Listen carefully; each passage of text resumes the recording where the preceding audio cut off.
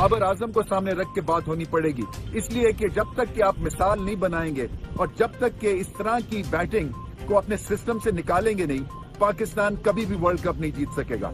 Selfishness दिख रही है, अपनी इंडिविजुअल परफॉर्मेंस और माइलस्टोन के लिए खेला जा रहा है, जिससे कि ओवरऑल टीम के एफर्ट को एक जबरदस्त जो है वो चपत रसीद हो रही है। उसके बाद बॉलिंग में जैसे ही क्रंच मोमेंट्स आया, महारत ले गए और फील्डिंग फिर से बहुत ही नकारा थी पाकिस्तान की।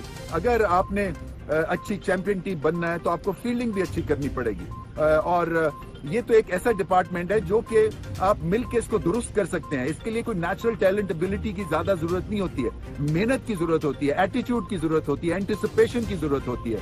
और वहां पे भी पाकिस्तान ने बहुत मार खाई और बहुत ज्यादा कैचेस भी ड्रॉप किए और चौके भी लगवाए, जिससे कि प्रेशर जो है वो क्रिएट नहीं हुआ और एंड में पाकिस्तान के मैच से हाथ निकल गया। बॉलिंग जो है वो इन पैचेस ठीक हो, सेल्फिश बैटिंग है अपने सिस्टम से निकालनी पड़ेगी, फील्डिंग ठीक करनी पड़ेगी और क्रंच मोमेंट्स में अपनी नर्व्स को।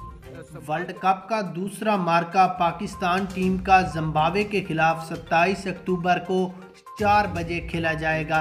इस मैच में पाकिस्तान टीम में 3 से 4 बड़ी तब्दीलियों का ऐलान आज चेयरमैन रमीज़ राजा ने कर दिया है। सिर्फ तब्दीलियों का ऐलान नहीं किया बल्कि बाबर आजम की भी तारीखी छितरोल की है कि आपने इंडिया से किस तरह प्लेइंग 11 उतारी और इतनी घटिया बॉलिंग करवाकर आपने एक जीता हुआ मैच हरवाया है। उसके बाद बाबर आजम भी शर्मिंदा हो गए कि मुझसे गलती हो गई थी, मैंने नवाज को आखिरी ओवर नहीं देना था।